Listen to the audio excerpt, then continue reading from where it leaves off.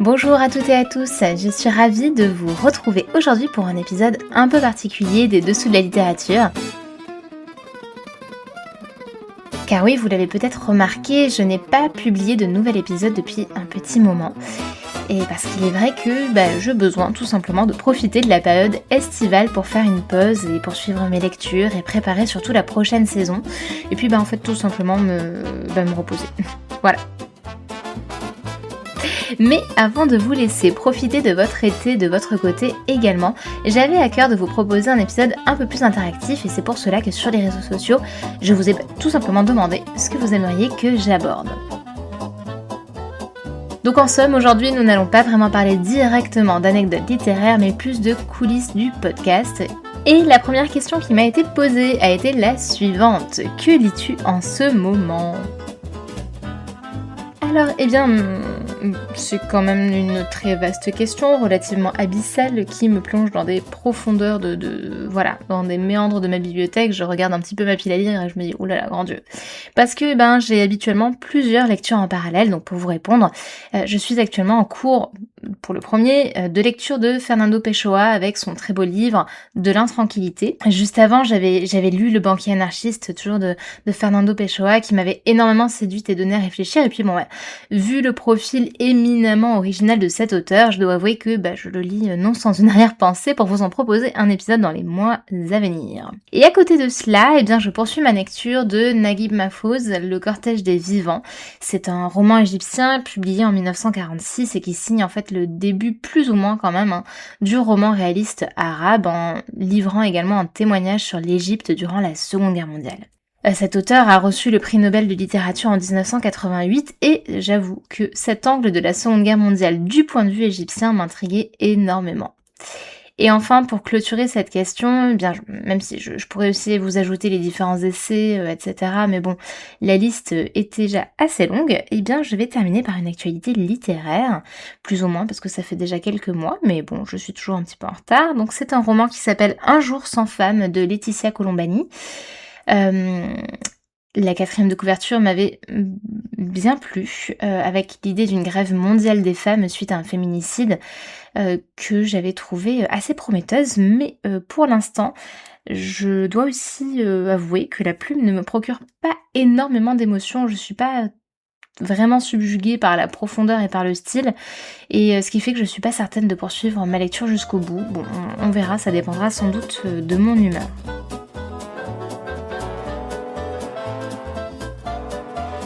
La deuxième question concerne l'épisode que j'ai préféré préparer pendant l'année et mon expression favorite. En fait, j'ai rien envie de répondre, tout simplement Maya Angelou, sans hésiter, point. Voilà. Et j'ai presque envie de passer à la question suivante parce que cette réponse elle mérite juste vraiment de répondre frontalement en fait. Mais je vais quand même développer un minimum, n'est-ce pas, puisqu'ici nous soignons la forme autant que le fond, enfin du moins nous essayons. Et j'en profite d'ailleurs pour remercier Marie du podcast L'envers du stylo de me l'avoir posé.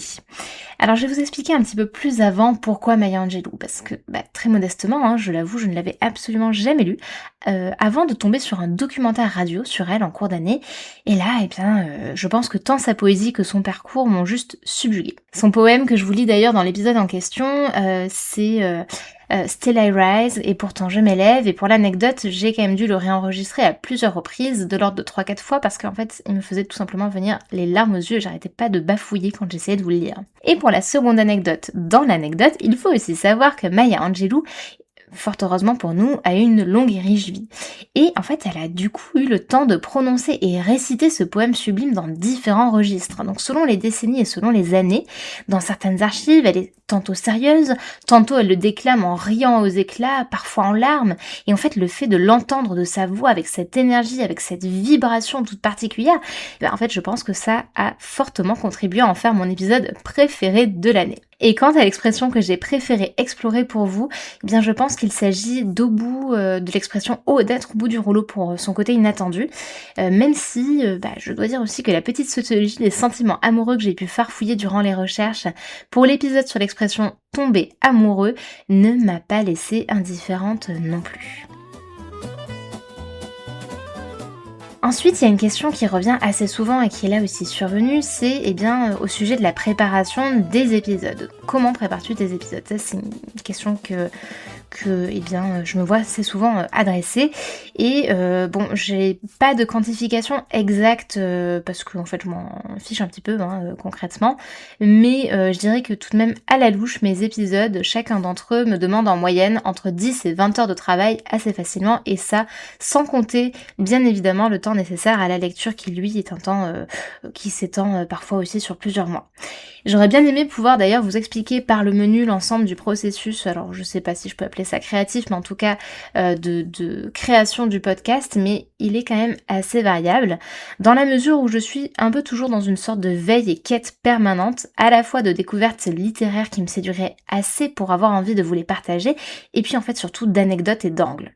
Et par conséquent, il y a une phase pré-préparatoire qui est assez vague et peut durer franchement très longtemps. Pour certaines autrices et certains auteurs que j'aborde, il a parfois fallu que je cogite l'angle durant des mois, voire une année, sans problème, en fait, avant de trouver par quel biais j'avais envie de l'aborder dans les dessous de la littérature.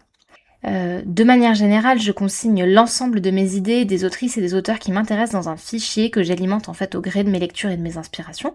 Et parfois, par exemple pour les expressions, elles me viennent au fil de l'eau, j'en ajoute certaines, j'en supprime d'autres, quand finalement il s'avère que je ne suis pas totalement satisfaite de la profondeur du propos ou que mes recherches, je trouve finalement pas ça non plus si enrichissant que ça pour vous le partager. Néanmoins, une fois que j'ai trouvé l'angle qui me plaisait, je me documente le plus possible sur la biographie, je croise bien évidemment plusieurs sources, tout comme pour les origines des expressions françaises, et ensuite je débute un travail de rédaction. Par exemple pour cet épisode-ci, j'ai rédigé et j'ai posé par écrit ce que j'avais envie d'aborder avec vous pour répondre aux différentes questions. Ça m'a quand même pris toute la soirée, il est 22h30, ça fait 2 heures que je travaille dessus, et je commence seulement l'enregistrement. Et ça en sachant que c'était finalement un travail de rédaction somme toute assez simple et spontanée comparé à le fait d'écrire une biographie de manière, je l'espère, suffisamment fluide et une anecdote de manière suffisamment captivante pour vous tenir jusqu'au bout de l'épisode. Une fois mon travail d'écriture achevé, je procède bien sûr à l'enregistrement de mon épisode, sinon ça va être compliqué, que je monte et ensuite je publie. Et j'oublie de mentionner d'ailleurs un temps qui peut être parfois incroyablement long de curation musicale pour chacun des épisodes. Je suis pas sûre que ça se remarque, peut-être que oui, peut-être que non, à vous de me dire, mais les musiques qui font l'habillage sonore en fait de chacun des épisodes sont choisies en cohérence, alors soit avec l'époque directement de l'autrice ou de l'auteur abordé, soit avec la personnalité ou encore avec le propos. Donc du coup, des fois, quand j'ai envie aussi de me mettre dans une ambiance géographique ou d'époque bien particulière, ça peut durer extrêmement longtemps pour trouver des musiques qui soient libres de droit, qui soient également créatives et qui entrent vraiment en résonance avec le propos que j'essaie de transmettre. Et voilà, et puis je le précise, mais finalement j'enfonce un peu une porte ouverte, je pense que tout le monde s'en est rendu compte, mais je suis entièrement seule pour la production, la rédaction, la recherche et l'animation de ce podcast. Ce qui explique parfois des délais de pause et de publication un petit peu moins réguliers que ce que j'aimerais. La question suivante, c'est quelle est la suite envisagée pour le programme de ton podcast ? Eh bien, pour l'instant, la programmation est encore en cours de réflexion. Néanmoins, dans ce que j'ai déjà sélectionné et puis les épisodes sur lesquels je vais travailler prochainement pour vous en donner un aperçu, alors du côté déjà des dessous de la langue, parce que j'ai quand même eu une envie à ce niveau-là, j'aimerais vraiment aller faire un détour du côté des insultes. Notamment car je les trouve fortement révélatrices, je suis pas toute seule d'ailleurs, de nos biais collectifs et de nos représentations sociales, et ce qui fait que le langage et les dessous de la langue risquent donc d'être fleuris lors de la prochaine saison. Côté autrice et auteur, j'aimerais beaucoup vous emmener dans un voyage littéraire à travers l'Iran, la Palestine et le Liban, avant sans doute de revenir du côté littérature classique mondiale, pourquoi pas d'ailleurs, en faisant un lien avec une autre question qui m'a été posée au sujet de Gogol, cet abonné qui me disait vouloir en apprendre davantage, c'est noté, et pour cela, je vous donne rendez-vous d'ici quelques temps.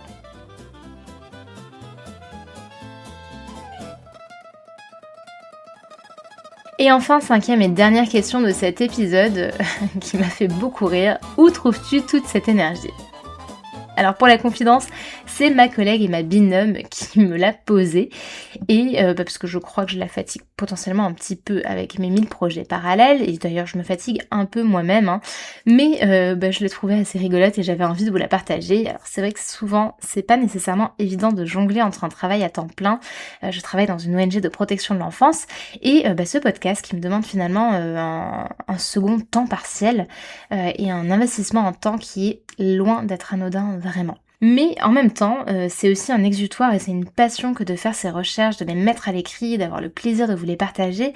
Et donc c'est aussi un format qui me ressource et auquel je tiens énormément. Voilà, d'année en année, je m'y attache et j'ai de plus en plus plaisir aussi à échanger avec vous. Et d'ailleurs, je vous remercie encore une fois d'être toujours plus nombreux à me suivre et d'interagir avec moi. C'est extrêmement encourageant et ça donne envie de poursuivre. Bref, voilà, nous en avons fini pour ce petit épisode spécial réponse à vos questions. D'ailleurs, j'espère que ce format vous aura plu. Et si vous avez envie de rebondir et de commenter, n'hésitez pas, je vous répondrai bien évidemment avec un immense plaisir.